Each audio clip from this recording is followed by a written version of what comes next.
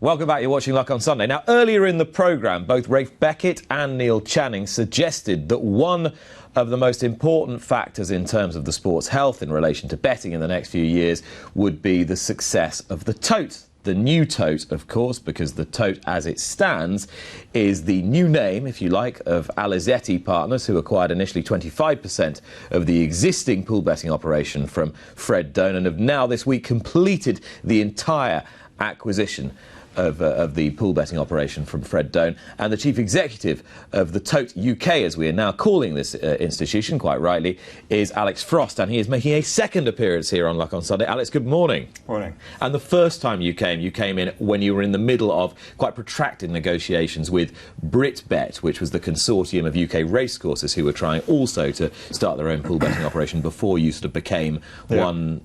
I was going to say happy family, but one family. And you couldn't really kind of give a bold vision for the future, but you can now, yes? Yeah, no excuses this time. So this week we completed the transaction, which was essentially to go from being 25% owners to the full ownership of the Tote. That was Thursday this week. So, yeah, it's been a busy week. So just tell us how that came about. So, well, we're rolling right back. So 3 years ago, we set up a team to investigate and look at the opportunity. As of last year, we became 25% owners. So we've had decent insight into the business for the last 12, 14 months, in fact. And since then, we've worked towards Thursday, which was, a big day for us, where we can actually get on and do the things we've sort of set out to do. So what did you need to complete the deal? Money, I guess. Money was quite helpful. Yeah. Backing of the industry, backing of the shareholder base has been crucial to us. Getting what is actually 160 people together who have passion for the sport and for the prospect of dare I say, a better financial model. And then, a lot of M&A negotiations which went through various nights of the past sort of 3 or 4 months. So a lot of enthusiasm and drive, but crucially, what we're trying to do here is trying to get the pool that is UK pool back to something that's respectable. I think when you look at where we sit internationally, we're not even 1% of the global pool. And when you think we've got 25% of the world's Group 1 racing here, it's not quite an embarrassing state, but certainly there's room for improvement, should we say. So I think it's putting the pool back into the middle of the room and working out how everybody can benefit from it, whether it be media rights companies, whether it be the sport more broadly itself, and for consumers making it a lot more exciting, a lot more engaging. Now, in order to get these 160 investors, and we'll talk about them a little bit more in a bit, you've had to be a bit of an evangelist for the prospects for pool betting. Yeah. You're either brilliant or you're crazy, and I can't work out which, because it would be fair to say that 3 years ago you wouldn't have found many evangelists for the future of pool betting in the UK. So why were you? I think two things really. Travelling around the world, you see kind of how effective the pool is elsewhere. So I think that gave us great hope. And but I think as well, if you look how transactions are done the world over now, you see a world that's very different, particularly in things like capital markets trading. So stocks and shares, you would be used to ringing out your stockbroker and asking for a price. That's done through a pool system now, effectively, where you've got so brilliant technology that's transformed that to the point whereby that's a very different process. And what is most like that in wagering? Well, it's the pool, and that's why dare I say it, outside of this country. Particularly in Asia, you've got tremendously efficient pool systems that offer us massive hope. And when you look at places like Japan, Japan has a pool that's $25 billion in size. The global pool is over $100 billion. So maybe we are just this outlier. And I think that's really kind of the conclusion we came to 3 years ago when we were looking at it in a lot of detail. And within that, if you put it back in the middle of racing, there's a very decent prospect for a proper financial engine here. And of course, there'll be so many people watching now who'll be saying, well, yes, of course, the pool has got a huge place in the sport in all these other countries because they are regulated. They are not deregulated as we are, and they're not living in a landscape where fixed odds betting is the thing. Yeah. And we are. And gradually over time, pool betting has been shunted to the margins through a combination of disinterest and mismanagement. Yeah, that's partially correct, but at the same time, I think they're, a lot of them are state-owned, so dare I say it, without wanting to speak for them. I think there's been a lack of ambition and drive and innovation. But I don't think that's entirely correct. I think if you look at most of these jurisdictions, that it's a fairly competitive environment. And you look at Australia, and Australia has pool competing with fixed odds in a very rigorous way and has had for a long time. And while the pool's diminished in size, exotics there have got a lot bigger. So in fact, the pool's actually maintained a very, very reasonable size. If you look at places like Sweden, I mean, you've still got a very significant pool there, massive exotics, really exciting propositions like the V75, which we're very excited by. Tell me what that is. Well, it's just if you're darting around the world and you stop at various places. So the V75 in Sweden, for example, is their version of our Scoop 6, effectively. Right.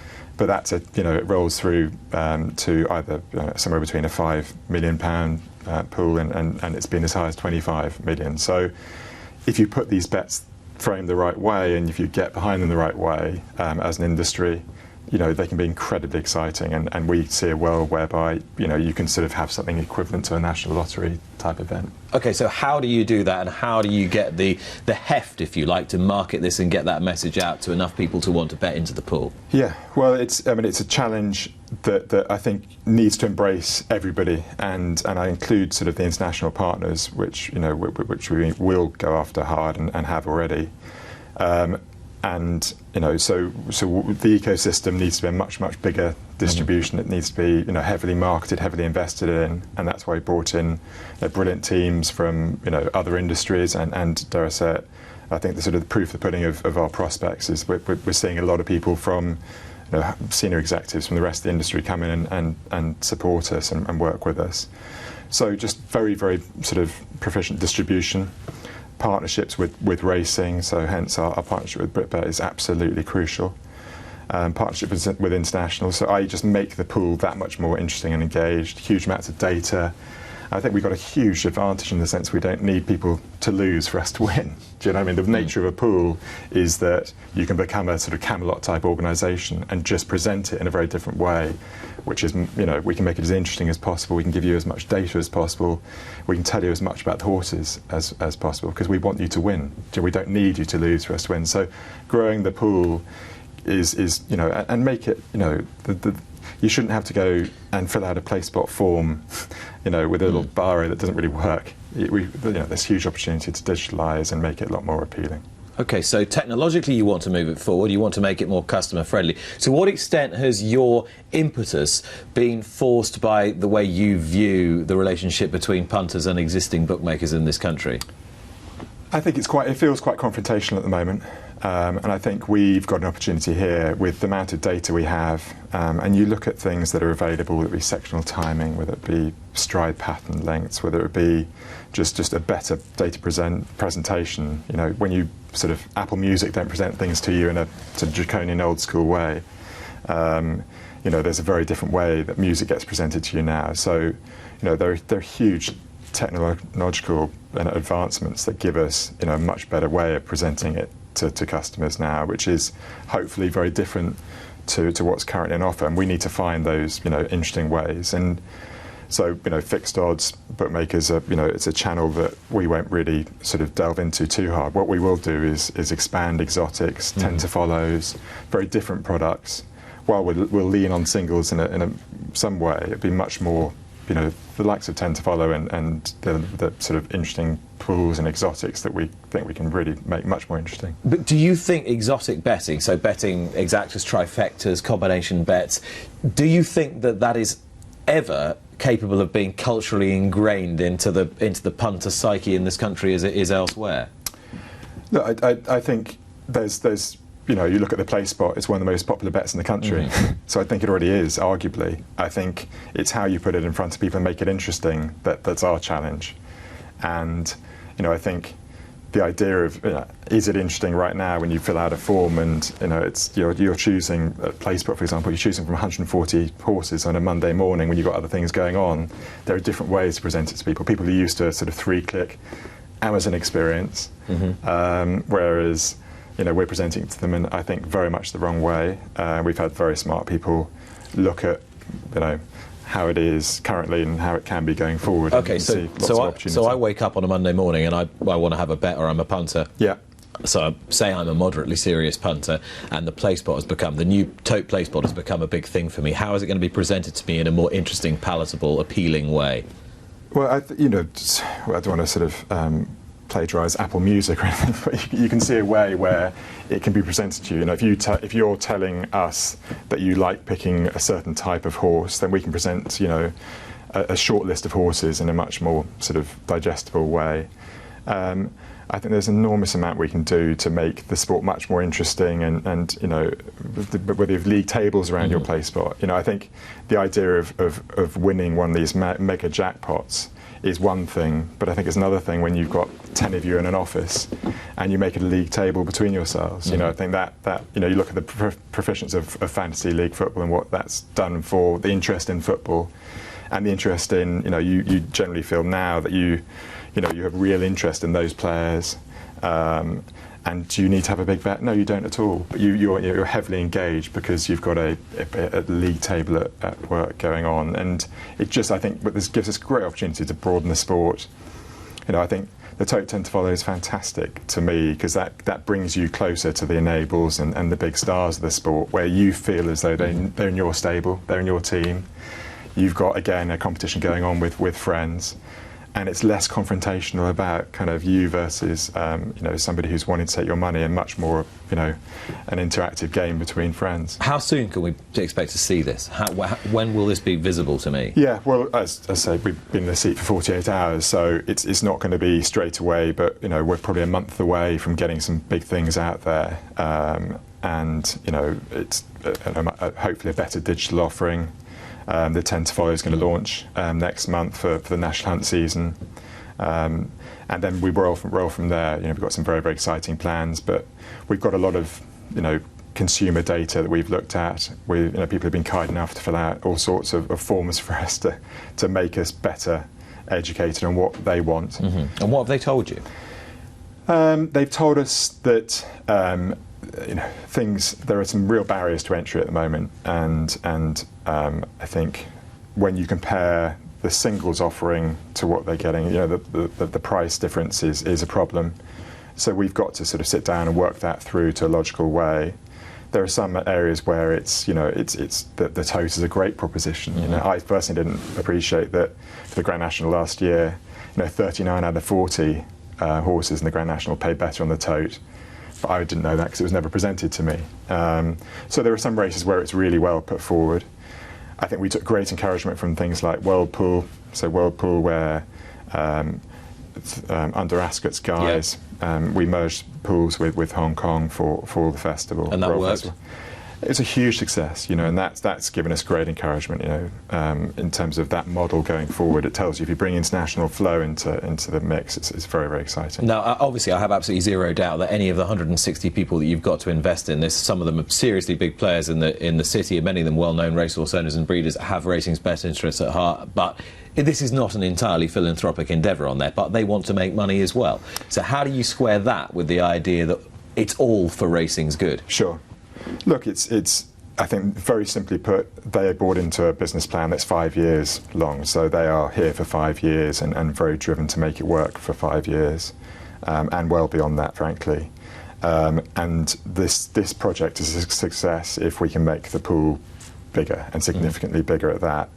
As I say, we don't need to get much beyond 2-3% of the world's pool. So look, that's a big number. But ultimately, where we sit currently, if we can expand the pool, then frankly we can expand our contributions to racing, and that's the significant driver. What are your mandatory contributions to racing insofar as the agreement stands at the moment?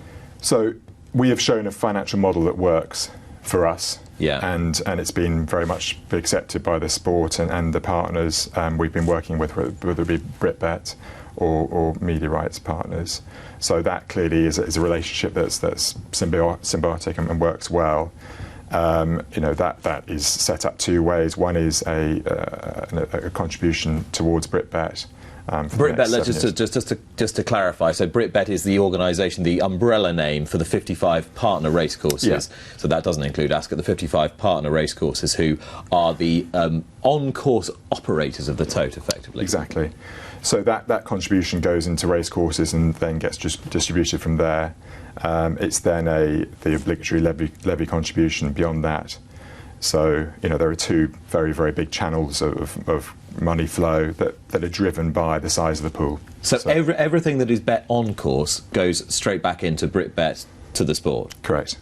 And you are essentially the facilitator for that. So you're creating the product that they're selling on course, but everything that's made on course goes back into the sport. Yes. Correct. And off course, you're paying a standard horse race betting levy. Yeah, and on top of that, profits. Yeah, exactly. And on top of that, there are off-course contributions that go back to the sport as well, again through the same model and agreement as we have with Britbet. So you're subject to the same media rights agreements and the same levy agreements as any of the fixed odds firms. Yeah, I think there was a lot of simplifying the model. It was tremendously complex in how we were going to fit in with racing's financial model. So there's a lot of sort of demystifying and bringing it together, to your point, making it a lot more straightforward. And in terms of how you're going to sort of drive the business initially, how low are you going to make that takeout in order to try and drive business and get people in? Yeah. Well, it's not a question really of driving the takeout lower. I think it's just a question of being respectful to the consumer. Yeah. And I think when you sit down and you look at the case of the Grand National, and dare I say, you look at the case of any big field event, the Tote is tremendously competitive. Look at the over-round you have and the Grand National overall, it's up around sort of 65% takeout. And when the Tote's takeout is below 20%, you see that we're very, very competitive in that environment. But the challenge is... Yeah, that's an interesting example to use. You're not going to roll that example out across the board. So not at all. What's the takeout going to be? We've got a lot of work, we've got a lot of data to look through, but I think it's, there's no commitment to a specific takeout because I think that'd be crass. And I think we've got to work on bringing in, what worked during Royal Ascot was 17.5% takeout. So that was tremendously effective. And I think, the returns to customers during Royal Ascot was significantly better than SP. If you'd had a bet on each race during Royal Ascot, you were significantly better off with Bet with Ascot, with the Tote. So we've got to just be respectful to the event we're pricing up. That's, it goes from one event to the next, and they're all very, very different. As we know, a 3-runner race is very different to a 40-runner race at Aintree. And so now you've reached a position of some unity, which is a massive step forward from where you were when what you originally were called, which was the Alizetti Consortium, and Britbet were not fighting, but sort of trying to occupy roughly the same space. So now we're familiar with the relationship between you. But again, we've got a situation where there is a certain amount of disunity because you've got Chesterbet that stand outside the on-course pool betting operation. Bangor Bet the same. Presumably Muscle Bet, when Chester start running, that will be the same. And Ascot Bet, which you are operating, you're not only facilitating their off-course betting, but you're actually operating their on-course pool as well. So how does that all work for the benefit of the industry? I think the Britbet situation has demystified a lot of that. Simply put, we're running the off-course piece, and racecourses are running the on-course piece. I think for us to be entrusted with everything is But you're driving the product, aren't you? We're driving the product. All round. So literally, what we do is we go away, we listen to the data. And we've got some very smart people doing that and we've invested an inordinate amount, in analysing that and bringing it out in a much more, we think, much more interesting way. And dare I say, listening to international partners. I think what strikes me is amazing is you look at UK racing, you go around the international community, and we do a great job at beating ourselves up, And walking around Ascot yesterday, tons of people come up to you from the international community, and you said Dennis on just now.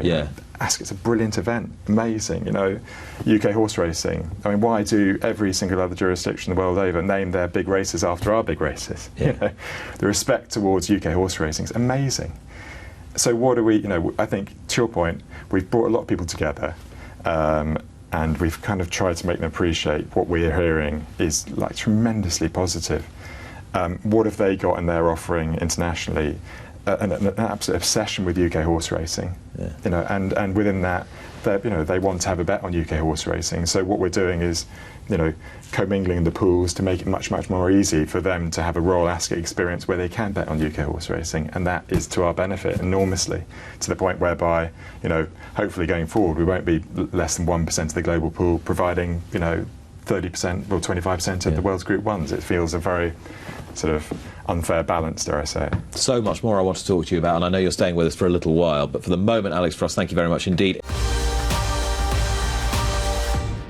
Subscribe to Racing TV to be notified when more Luck on Sunday videos are appearing online. And don't forget to join me for the show every Sunday morning from 9 o'clock with the best guests.